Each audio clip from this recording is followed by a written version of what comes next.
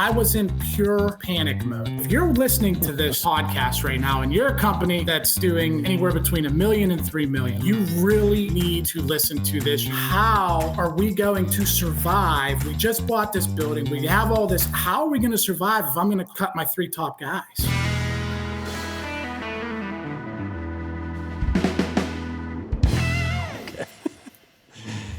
All right. Well, hey, everybody. Welcome. We have a very special guest today, Mr. Matt Garfold. He is in the studio with me today at the Home Service Shift podcast, and we're so excited. Matt, you've actually been on my show before. First one ever, man. First guest ever. I'm still waiting for my royalties check. Man, I'd share it with you 50-50 as soon as something happens. I hear you. We're working on it. So we met, I don't know now, about a year and a half ago? We probably about almost 2 years Has ago. Has it been 2 already? It'll be 2 in March. Yeah, I think so. This is the Million-Dollar Plumber in 90 days. We did a whole bunch of clips on him, and he was one of my most successful clients on the coaching program. I'd launched this coaching program with a few guys, and the success has been off the charts, and Matt loves coming on and talking about it. So we took a long hiatus to see what would happen a year down the road past our last coaching session. This is a where are they now? Where are they now type deal. Yeah, it is. And, we still meet on a kind of a monthly, bi-monthly, timeline. When he gets new financials, I make him stay up to date, and we just kind of review every month for about 30 minutes. But he, for the most part, he stayed steady. He's held his own. I let them make their own mistakes, and sometimes I reel them in. I call myself a fisherman. I let them have all the line they need, and then I'll reel them back in and go, wait a second, you're thinking again. Yeah, exactly. You're overthinking. You're starting to think like you used to. Let's get rid of that. So, well, welcome back to the show, and I'm very excited to hear how it's going. So why don't you just go ahead and reintroduce yourself and tell us a little bit about yourself and your company. Yeah. So, obviously, thank you for having me back, Bill. It's definitely been a journey for sure. I've definitely made a lot of mistakes, and if it weren't for you, it'd be going down that same old rabbit hole. But for people that haven't watched the first video, we recommend going back and watching it. Obviously, a lot of good nuggets in there with you, Landon, and I. But again, Matt, I live up here in Pittsburgh, PA. We've been running what you see here at GI Plumbing since about early 2021. Had many coaches in the past, just like everybody else, but we really found one that stuck when we got on your coaching program with you guys and implementing, Sarah, and kind of looking at things a different way, which my mind has always been. And it's been a heck of a ride. There's been a lot of ups and downs, especially since you let me go and make my own mistakes, but we're definitely way better off than we were, when me and you first met in March of 2024. So just love to share any information and just be 100% fully transparent about, some of those hurdles and some of those successes and, what following your program has allowed me to do and how we're trying to continue to do it forward. Awesome. There's still work to do, right? Once you get the formula and you start working it, it's still work. I mean, it's just not going to happen. But it's really consistency and making hold yourself accountable more than anything before you hold others accountable, I think is a big part of it. Yeah, I agree. Whether you're at 1 million, 3 million, 5 million, 10 million, like there's always work, right? Like you can't stop. And the second you stop, that's when the problems creep up, when you start getting a little bit comfortable. Yeah. So going back to the beginning, I believe you were right around, what was your revenue when we first met in March of 24? Yeah, in March, I would say we were like right around like 1.8. Like we were right around like the 1.8. Okay. And then during that year, we had a growth year during that time that I was helping you. Yeah, when we really kicked off in April, so from April really through them first 90 days, and then even continuing through January, the end of January the end of December 2024, we were at like 2.5 million, right? We were doing great, hoping that in 2025 2005, we were going to hit the 3 million mark. And we just kind of hit a couple hurdles along the way, probably right around like October, November timeframe, where we kind of had to hit the pause button. And, I had to really reevaluate where we were going, because even though the numbers were going up, we stopped working with you and you let me kind of do our own thing, and revenue was going high, but the profits were going back down. And it was way too much work to worry about every day. We got to hit this revenue. We got to hit this revenue. We got to hit this revenue. Isn't it funny how as soon as I left, where did your mind go? Yeah. And that was like listen, if you're a company, if you're listening to this podcast right now and you're a company that's doing anywhere between 1 million and 3 million, like, you really need to listen to this. You need to go back and listen to what Billy has said, because it's the mind, like it is the mind that takes you back down those rabbit holes. You are about to start, listen, since COVID hit, you've heard grow at all costs, revenue, just put butts in trucks. That narrative is already starting to switch, which, Bill, you've been preaching it for years. But if you go and you start to listen, now everybody is saying, pay down your debt. Don't get up too big over your means. Keep your expenses low. You have to be profitable, right? That's the narrative we're coming out of, because, it ain't like fishing out there and just catching a fish every time when you go into these calls. Average tickets are dropping and everything. So you have to be, kind of ready to pivot and be smart. You have to be a business owner. You just can't go out and just expect this money just to come in like it has been, because it ain't going to happen. It's just not. Could you imagine had you run the business during COVID like this, without margin being the focus, how much money you could have made? It would have been without focusing on revenue. If we were able to focus on margin during COVID, I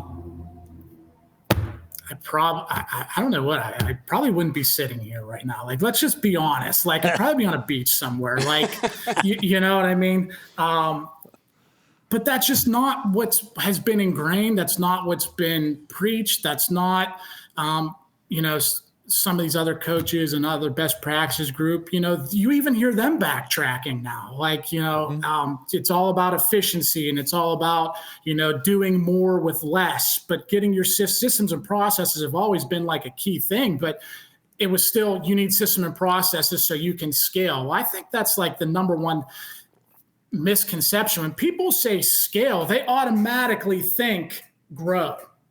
Yeah. Well, what does a scale do? A scale goes up and down. It balances out, right? So, like, scaling can also mean backwards, but to make more money, right? Like, why would you want to scale forward if your profits aren't there? Okay, so we started working with each other in April of 24. And then October of 24, what were you able to do with the building?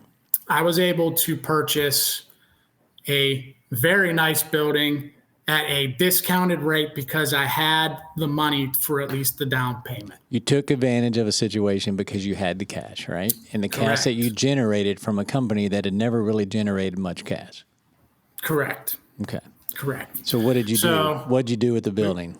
Tell me. So we were able to purchase this 9,000 square foot warehouse building, right, with the intention of, this is going to be our forever home. We are going to grow this company into a massive fleet, right? And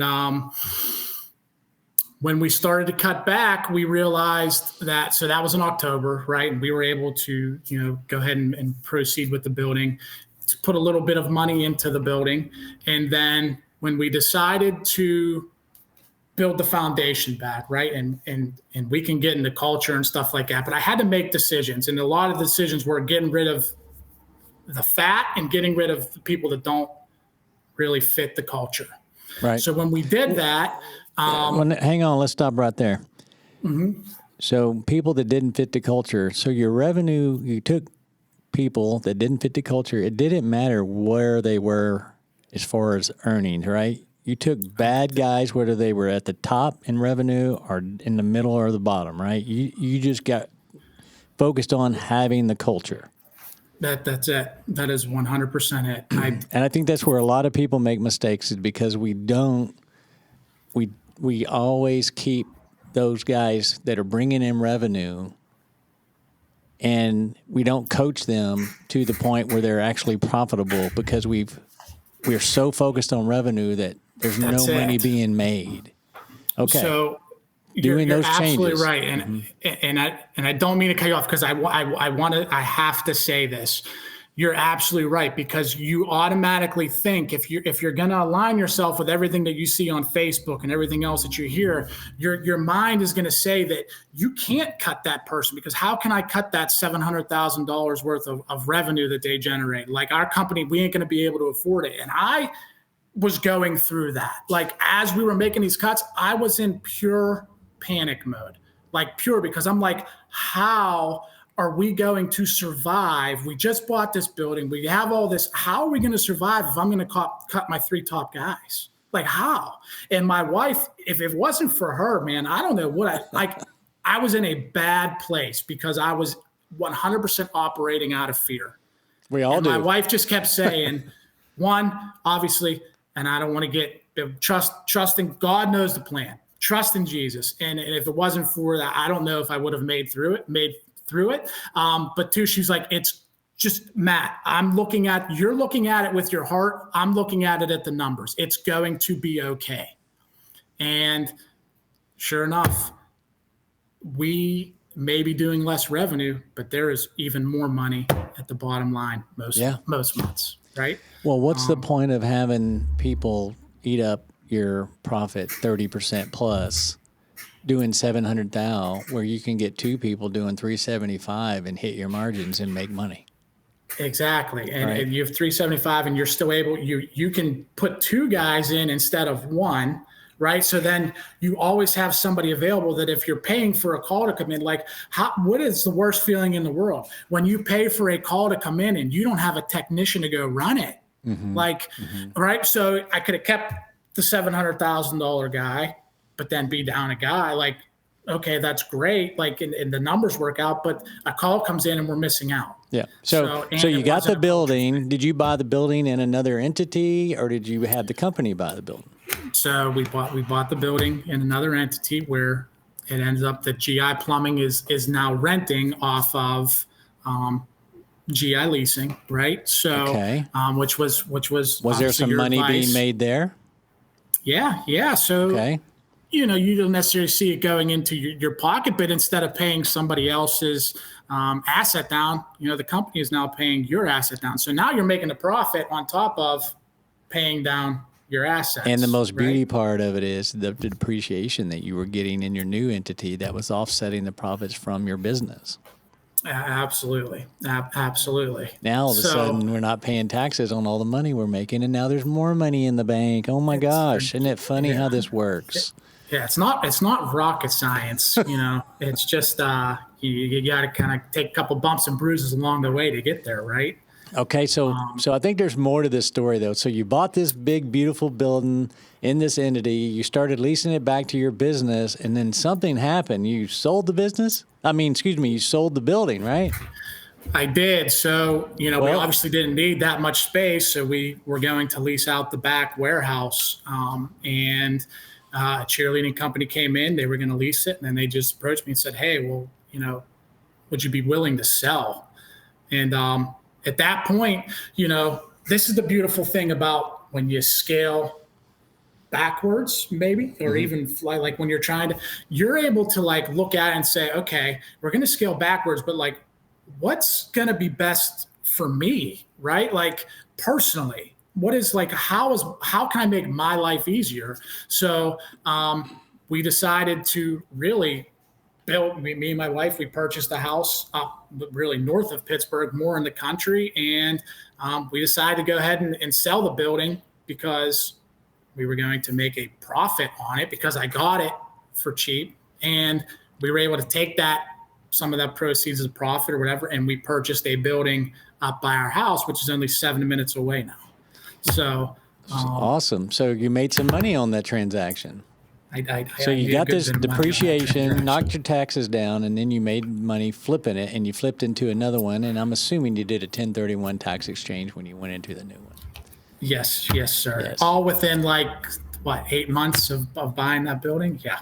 That's awesome. So now all because we had the money to do it when an opportunity arose. That's right. Where before you'd never really had accumulated much money in the bank. Is that right? Correct. Awesome. And then how long did I coach you? What was the length of time that we did our coaching? 90 days. 90 days. So all this knowledge came to you in 90 days, and you completely changed your life from what we talked about for 90 days. What did you say Correct. we spent most of our time on in that 90 days? The P&L. And the P&L, the numbers. You were even willing, and I've said this in the last podcast, you were willing to get on with myself. We brought my accountant on so that you guys could hash out some of the nuances on what we wanted the P&L to look like and some industry standards, and which was awesome. And now that when I meet with my accountant monthly, he already knows what percentages we're already trying to hit, because while he was on with you, he was taking notes. Well, he's like, well, hey, Billy recommends this, where are we at type deal. There you go. So he's now your partner instead of a guy you just send all your data to.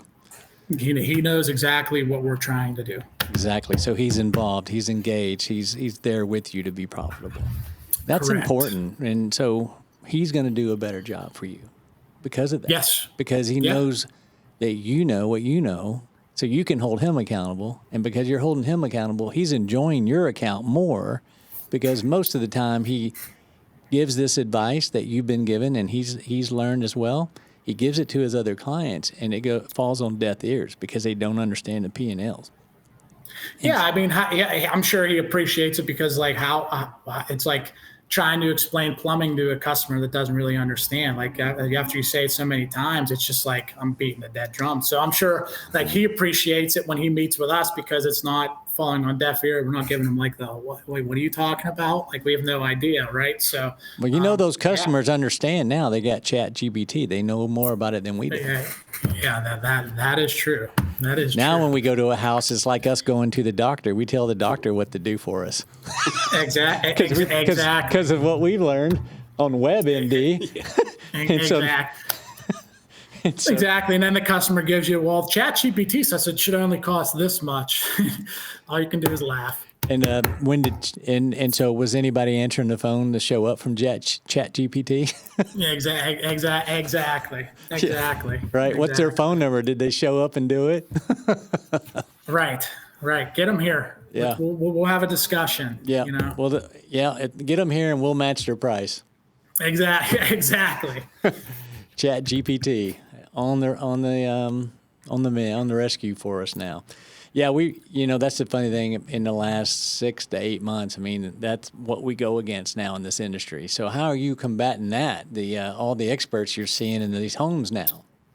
Well, it kind of ties with the scaling back and getting the foundation set. Is when the beautiful thing about when you're able to stabilize, right? When you actually have a solid foundation and you're not driving, you have to get every call because you have to hit your $200,000 revenue for the month, right? You're able to go in and give the customer a quote. And if they want to give you you just say, okay, that is all right. It is what it is, right? Or you're able to say, you know what, I don't think we want to take this job because it's just, we know what the disaster is going to be.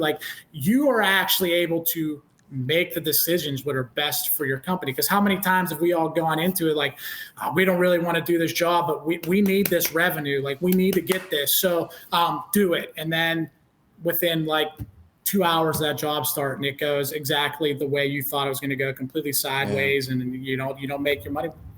When you have everything under your control, you don't have to worry about it. That's right. You honestly and truly don't. So again, it sounds like all sunshine and roses, we have it all figured out. But I got to be completely transparent. It was pure hell getting to this point because of my mind.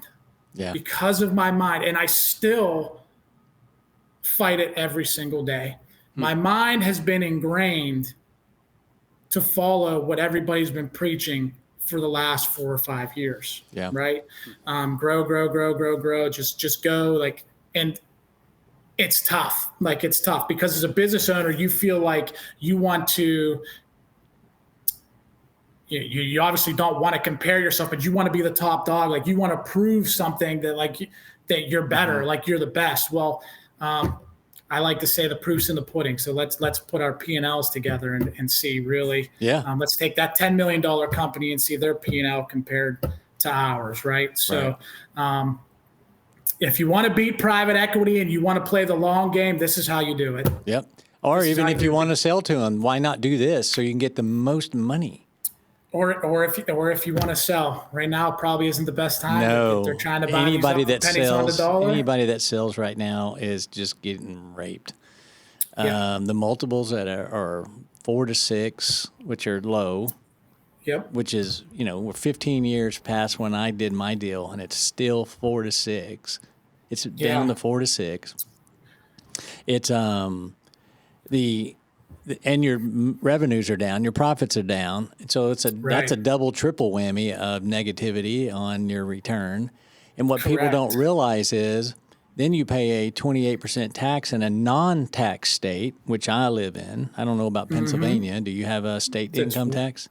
Oh yeah, that's brutal. Yeah. It's brutal. So you got to pay that. So you could be 35, 40% in some states.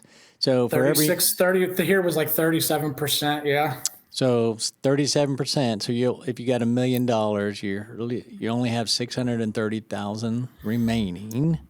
Sounds like a lot of money to people that don't have a lot of money saved after years of the grind, right? And so you're like, well, I'll never get there. I just haven't gotten there. But that's not true because we spent 90 days together, and you accumulated 6 figures so you could go buy buildings. Yeah. And, the key thing with that is, that's great. We did the 90 days, Bill, and we have money. But, again, being fully transparent is, I had you on we speak every 30 days or so, and we were approached by the private, and we thought about selling, like we truly, truly did. Right. Mm-hmm. When it all boils down to it, you get, again, this is where the bad information comes in. Okay. We were always told, and this is why you have to make money to get out of debt. Because listen, if you sell your company, like you say, $1 million, and you're paying 37% on taxes. So let's just round it up, say $400,000 on taxes. Right. And so you have $600,000 left. Well, if you have, the debt don't go with the other company, like that doesn't legally go that way. So if you say you have $200,000 in vans, like in vehicle payments, got to pay that off. You got to pay that off, and then they get the van, right? Yep. So all right. So now your $600,000 is down to $400,000, and then say you have a business loan or any other debt, right? Credit card debt, whatever. Well, guess what? It's got to be zeroed out.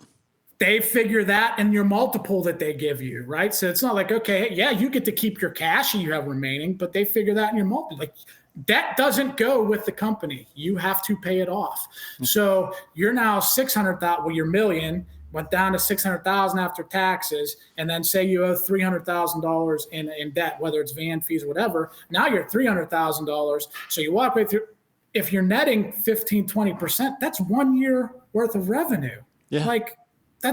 Why would you get rid of something? Me and my wife literally just had this conversation last night. The hot thing to do right now, it's not the stock market. People want to buy plumbing, heating, and cooling companies. They want to buy home service-based companies. If you built this thing from scratch, from zero, you basically bought into Amazon when it was the cheapest it possibly could be. Yep. Why would you get rid of it now? Right. So, again, if I didn't have you as a mentor, we very well could have gone a completely different route, and I'd be sitting here banging my head off the desk right now. Like, what did I do? Because you make a decision on emotions. If things ain't going, I can't take this anymore. Yep. When you have to take a step back and really have everything, when you have your foundation, you just take a step back and say, okay, well, listen, we're all right. We're okay. It's not going to be the end of the world. Nope. And good times are right around the corner. Every dip doesn't last very long, right? Correct. Every big struggle doesn't last long. And you just have to adapt. You have to change with it. That's all you have to do. And so everyone here at Billy Go knows that we focus on margin. And guess what our margin has done during this economic downturn for our industry, if you will? Our margin's gone up because we focused on the margin. Have our revenue continued to go up? No, it hasn't. But our margins have increased by 4 points. I was just ready to say. So when we first started with you, Bill, I want to say, our margin was at like 52%, which you weren't like, Matt, that's actually for the industry standard, for the people that we've looked like, that's actually not that bad. That's good. Well, for this year, for us scaling back, I just looked at it from January through October, because November's numbers ain't done. We're almost at 50. It's 58%. 58%. So we've gone up 6 Where points. you should be. Yeah. That is the ultimate spot. So if you're at 58% and then you break even, what is your overhead cost when you're at break even? And what do you know what that is? Because we want to talk about the delta, right? So your operating cost, what is that percentage wise? Percentage wise, it's so we're at like a little bit under 40. I think like 39% is like. So you're at 39. So that's being a 19% bottom line profit. Correct. Okay. Correct. So you're at 19%. Before any ad backs, which that's probably a little. That's probably a little high. The 39. So we might be like 42, 43. Then now I think about maybe like 41 because on your overhead building. Yes, because we bought the building and we did take some money. Like the overhead's a little bit skewed because we put like 40 grand into this building that we purchased to get it up and running. I bought it as like a shell. So, but I would say 41, 42 this year, but we probably are traditionally like at 39% with probably a 19% net before we have any ad backs in. Okay. But here's where's that money going for this building though? To you. GI leasing. Right. So then we've got that money going to you. It's not actually going away or affecting. So you're getting the 19% and you're getting the rent. Yeah. When you add the ad backs depreciation. Right. So when you add all our ad backs in, we're probably, me and you did this, I think like September, and you were like blown away. But we were definitely in the mid to upper 20s, if not higher. Yeah, I remember that. And not only that, there's another thing that you could bring up. So you talked about the debt needed to be paid off. So the debt is not on the company because you bought the building in your own entity. And so if someone comes in and buys that business from you, guess who they have to pay rent to? Exactly. They now lease the building off of you. That's right, because you have a lease in place. And so this is one of the key things that you need to do in your business is own your own building. If possible. But the only way to get there is you've got to figure out the P&L, right? You've got to figure out the gross profit is everything. It means everything. So, this is very informative for people that are in your shoes around the size that you are. It doesn't matter if they're bigger, they can be $10, $20 million. It all matters. It's the same. But the key 100%. Here is you can be in a best practice groups for 10 years and you're not getting these numbers. When you can go and get training from someone like me for 90 days and hit all these numbers that the best practice groups never were able to show you. Correct. And even just learning the lingo of it, like you still got to do the work to hit it. Like working with you, like as long as the people implement, like that's the best. You have to implement that. You have to do that. You won't hit the numbers. But even if you don't hit, at least know what the heck you're talking about and what you're looking at, right? Exactly. So at least learn the lingo or the language. Definitely, it's a language of its own, right? Financial statements and stuff, and learn all that, and then get the job done because I can stare it. Now, here's, I think, where my training comes in really valuable. I'm training you for how you are, your personality, and your business. Yeah. Where in best practice groups, it's for the group. Right. Right. And all these businesses, even though we do the same thing, we're trying to hit the same margins, trying to hit the same whatever, they're individually built differently to the personality of the person. Me, I love efficiency. I run a very efficient, high-tuned machine. We have I think at 3.6, one person supporting 3.6 or 3.8 people in my business. Very, very efficient. And we were doing this before AI. Right. Right. And Right. and as we implement AI, that number is just going higher. Maybe we'll be over 4 to 1 at some point.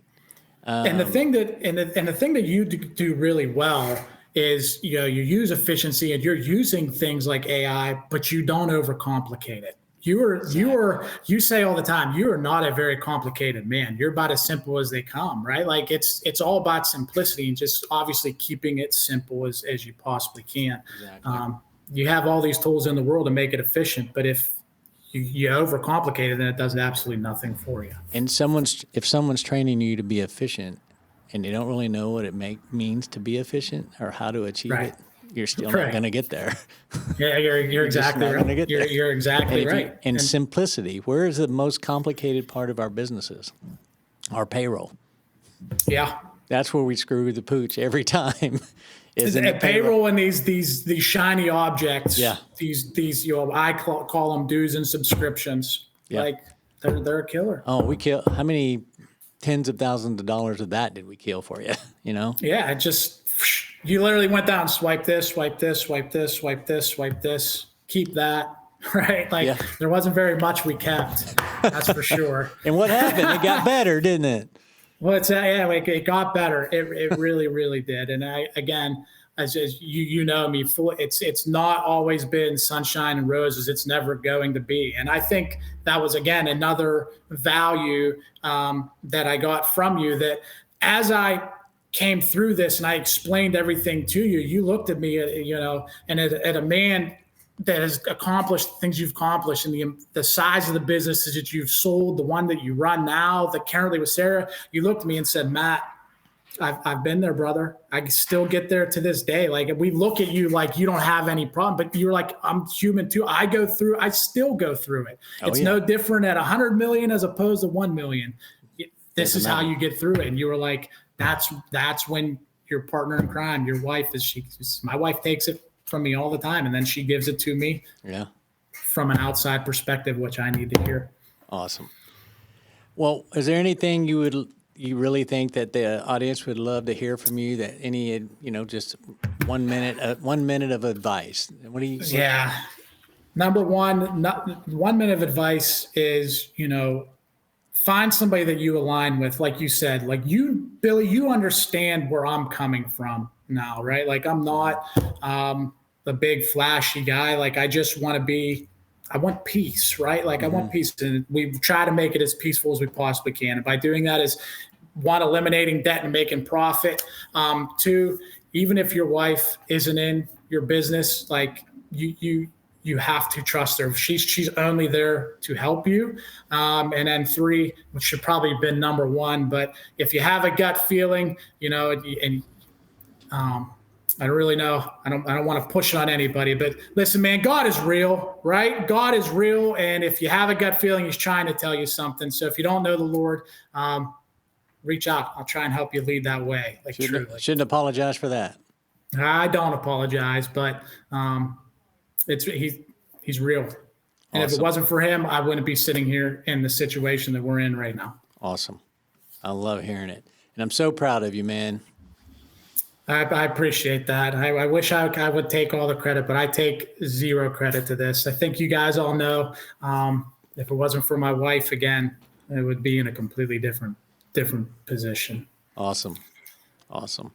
Well, I appreciate you coming on the show today. I've really enjoyed it. It's always a great time. And let's just do this again here sometime next year.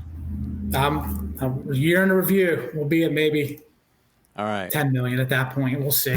There you go. I love the sound of that. At a 60% gross margin? 65. Let's shoot for the stars. Okay. There you go. Sounds wonderful. All righty. Well, thanks everyone for tuning in this week. We really love having guests like Matt on here. This is real situations and things that happen in real time. And if you want to turn your business around in 3 months, 90 days, I can show you how to do that. Reach out to me at billy@billygo.com. Thank you very much. He's the real deal.